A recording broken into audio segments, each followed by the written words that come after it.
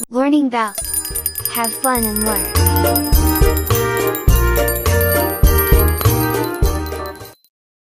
मुरिया नाम के एक गांव में रहते थे दो भाई।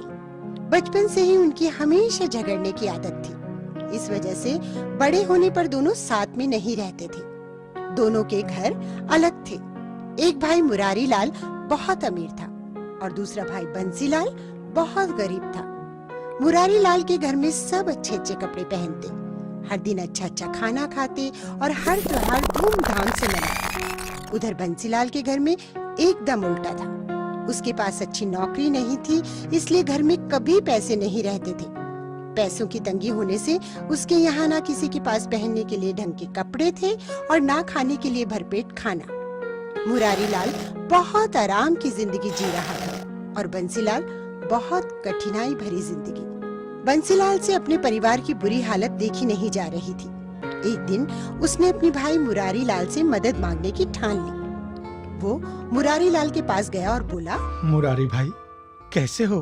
ठीक हूँ मैं, लेकिन तुम यहाँ क्यों आए हो? मैं बहुत मुसीबत में हूँ भाई, मुझे तुम्हारी मदद चाहिए। मुझे कुछ पैसे उधार चाहिए। मैं जानता था, हर बार की तरह आज भी तुम कुछ ना कुछ मांगने ही आए होंगे। ऐसा मत बोलो भाई, मेरे बीवी बच्चे भूखे हैं। मैं जल्दी तुम्हारे सारे पैसे लौटा दूंगा। तुम्हारे बीवी बच्चों का मैं क्यों फिक्र करूं?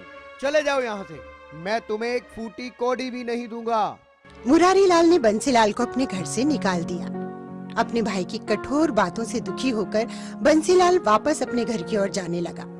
रास्ते में उसने देखा कि एक बहुत बूढ़ा आदमी लकड़ियों का बड़ा गट्ठा उठाने की कोशिश कर रहा है। बंसीलाल अच्छे स्वभाव का था। उससे ये देखा नहीं गया कि इतना बूढ़ा आदमी अकेला इतना वजन उठा रहा है।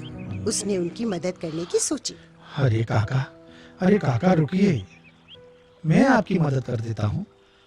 ओह, धन्यवाद। मुझसे भारी वजन उठाया ही नहीं जा रहा है।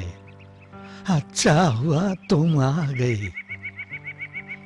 लेकिन तुम इतने परेशान क्यों दिख रहे हो? नहीं काका, कुछ नहीं। देखो, तुम मुझे अपनी परेशानी बता सकते हो। शायद मैं तुम्हारी कुछ मदद कर सकूं। बोलो बेटा, क्या बात है? मैं बहुत गरीब हूँ काका, मेरा परिवार भूखा है और मैं कुछ भी नहीं कर पा रहा हूँ। मैं पैसे भी नहीं कमा पा रहा। मुझे कुछ समझ में नहीं आ रहा कि अपने परिवार का पोषण कैसे करूं।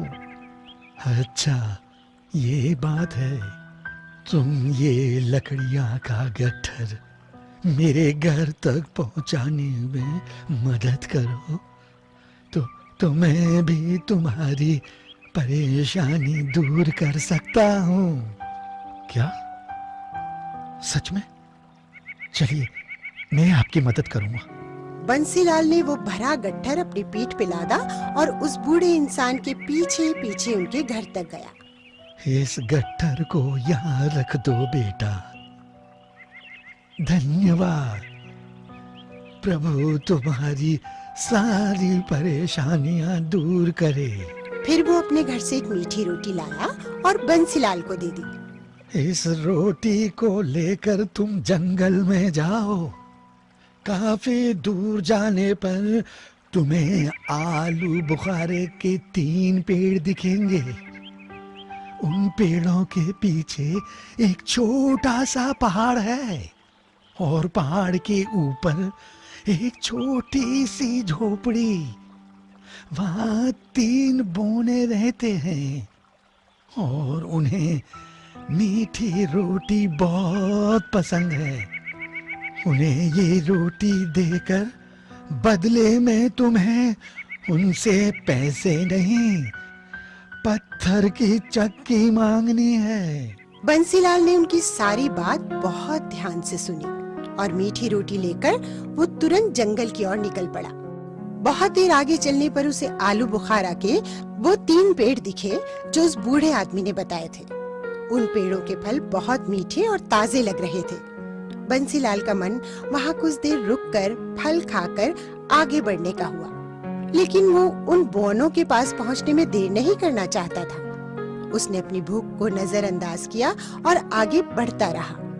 थोड़ा आगे बढ़ने पर उसे पहाड़ दिखा और उस पहाड़ के ऊपर एक छोटी सी झोपड़ी देखकर बंसीलाल खुश हो गया और एक नई फुर्ती के साथ वो आगे बढ़ने लगा।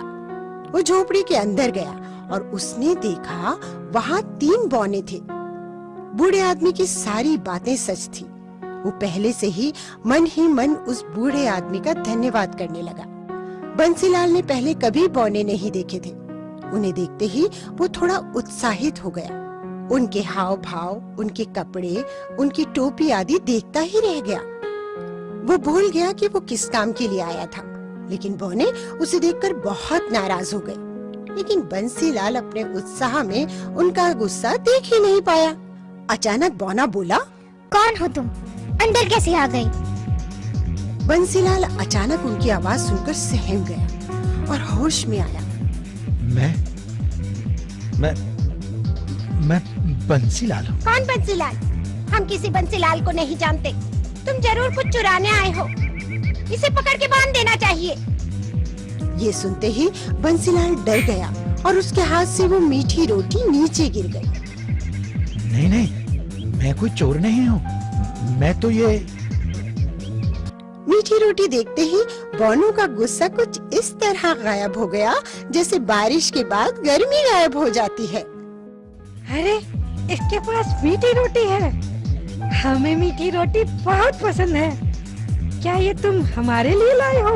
हाँ, मैं ये आपके लिए ही लाया हूँ, लेकिन मैं ये बेचने के लिए लाया हूँ। कोई बात नहीं, हम इसे खरीदेंगे। तुम्हें इसके बदले में क्या चाहिए? तुम जो चाहो ले सकते हो। धन्यवाद। मुझे इसके बदले में पत्थर की चक्की चाहिए। हमें मंजूर है। ये लो चक्की। इतना सुनते ही उस बौने के हाथ में पत्थर से बनी एक चक्की आ गई। उसने वो चक्की बंसीलाल को दे दी। ये कोई मामूली चक्की नहीं है। तुम इससे कुछ भी मांग सकते हो।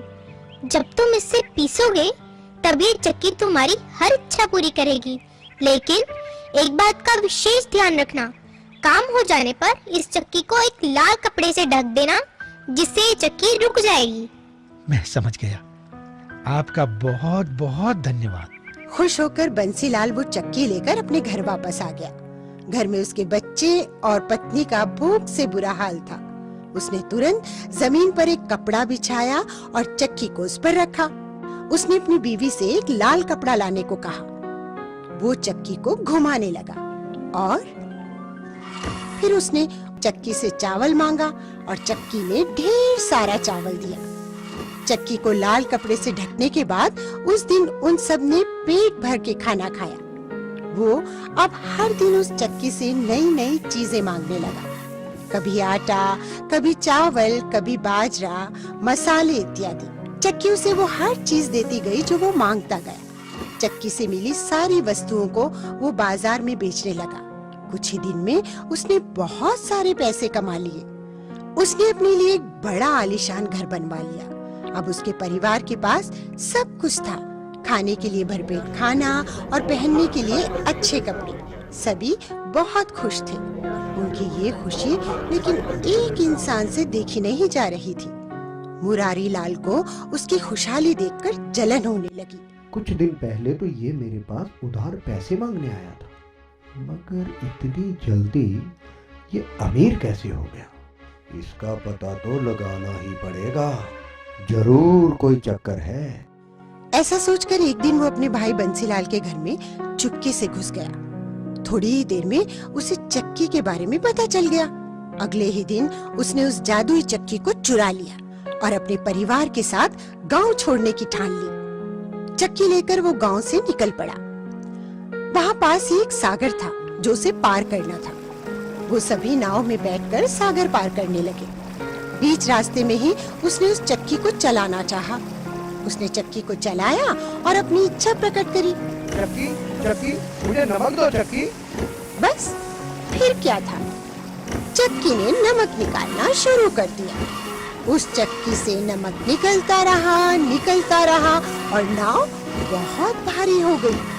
अपने लालच के चक्कर में मुरारी लाल ने उस चक्की को बंद करने का तरीका ही नहीं देखा था। अब वो चक्की घूमती रही और उससे नमक निकलता गया। नमक के भार से उसकी नाव डूब गई और मुरारी लाल का पूरा परिवार उस सागर में डूब गया। फिर भी चक्की से नमक निकलना बंद नहीं हुआ। आज भी उस चक्की में से नमक निकल रहा है। शायद इसलिए सागर का पानी खारा हो गया है।